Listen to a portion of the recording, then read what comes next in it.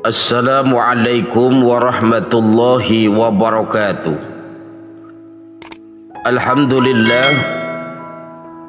nahmaduhu wa nasta'inuhu wa nastaghfiruh, wa na'udzu billahi min syururi anfusina wa min sayyiati a'malina. May yahdihillahu fala mudhillalah wa may yudlil fala hadiyalah. Asyhadu an la ilaha illallah wa asyhadu anna Muhammadan abduhu wa rasuluh. Amma ba'du. Para pemirsa budiman, berjumpa kembali dengan kami di kajian santai santun dan terurai. Di dalam berumah tangga, banyak biasanya dosa-dosa yang paling atau yang sering dilakukan oleh seorang istri. Pertama, biasanya seorang istri menolak ajakan suami untuk berhubungan. Ini merupakan dosa besar. Padahal hati-hati saudara, dalam Islam itu menolak ajakan suami berhubungan maka termasuk dosa yang sangat besar. Jadi apabila seorang suami ingin melakukan hubungan, maka seorang istri wajib menuruti perintah suami.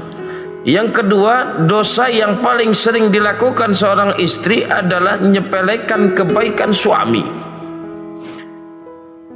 Padahal suami pergi pagi pulang sore, peras keringat banting tulang bekerja untuk keluarga. Mengenai hasil yang dikit ataupun yang banyak, itu hak prerogatif Allah.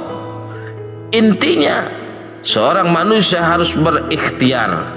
Makanya apabila seorang suami memberikan istri mungkin dari segi materi kurang begitu banyak, maka seorang istri biasanya banyak yang menyepelekan suami. Padahal menyepelekan kebaikan suami termasuk dosa besar. Para pemirsa budiman yang dirahmati oleh Allah, yang ketiga, dosa yang paling banyak dilakukan seorang istri adalah tidak menghormati keluarga suami. Seorang suami terdiri dari ayahnya, ada ibunya, ada saudara-saudaranya. Tetapi tidak sedikit seorang istri yang hanya menghormati suaminya saja tanpa menghormati kedua orang tuanya. Ini termasuk dosa yang sering dilakukan oleh seorang istri.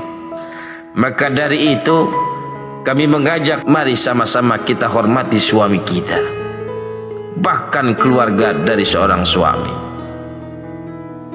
Yang keempat, dosa yang paling banyak dilakukan seorang istri adalah dandan bukan untuk suami. Contoh, pakai bedak yang cantik, pakai minyak wangi yang cantik, bukan untuk suami, tapi dia untuk kondangan keluar, yang pada hakikatnya suaminya terkadang tidak ikut. Artinya dia dandan untuk orang lain, dia cantik untuk orang lain, tetapi dia tidak bisa cantik untuk suaminya.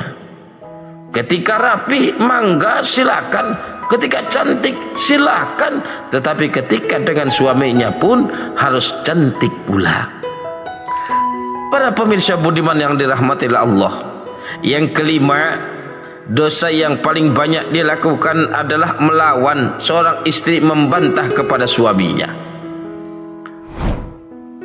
Padahal ketika seorang suami mempunyai suara, misalkan tensi suaranya 7, berarti seorang istri harus 5. Apabila suami tingkat suaranya 10, maka istri paling tidak 5 ataupun 3. Kalau suaminya keras, istri agak lembut dan pelan. Kalau suaminya suaranya 10, kemudian istrinya lebih dari 10, maka beliau seorang istri tidak mempunyai adab. Karena seorang istri harus lebih lembut dari suaminya. Bapak, ibu, saudara-saudara sekalian dirahmati oleh Allah, Yang keenam, dosa yang paling banyak dilakukan seorang istri adalah keluar tanpa izin suami. Makanya hati-hati kaum wanita ketika keluar dari rumah, ketika dilangkahkan kakinya dari rumah, bahkan ketika dia ingin menemui kedua orang tuanya pun harus izin kepada suaminya. Dan yang ketujuh, di zaman sekarang dosa yang paling banyak dilakukan, terkadang istri gugat cerai suami tanpa ada alasan syar'i. Ini banyak di zaman sekarang, saudara. Istri menggugat cerai, padahal perkawinan itu bukan untuk main-main, tapi perkawinan untuk mencari ridha Allah Subhanahu wa taala. Dan yang terakhir, dosa yang paling banyak dilakukan seorang istri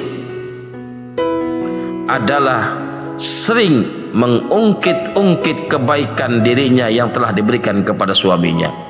Mudah-mudahan 8 poin ini bisa bermanfaat, menjadi acuan bagi kita agar kita menjadi seorang istri yang solehah. Hindari perbuatan-perbuatan atau dosa-dosa yang paling banyak dilakukan seorang istri. Kesimpulannya, yang pertama adalah biasanya seorang istri banyak yang menolak ajakan suami. Yang kedua, menyepelekan kebaikan suami. Dan yang ketiga, tidak menghormati keluarga suami. Dan yang keempat, dandan bukan untuk suami. Kelima, banyak yang melawan kepada suami. Dan yang keenam, keluar tanpa izin suami. Dan yang ketujuh, menggugat cerai tanpa alasan yang syar'i. Dan yang kedelapan adalah sering mengungkit-ungkit kebaikan dirinya kepada suaminya. Inilah yang dapat saya sampaikan, mudah-mudahan ada manfaatnya. Wallahul muwaffiq ila aqwamit thoriq. Assalamualaikum warahmatullahi wabarakatuh.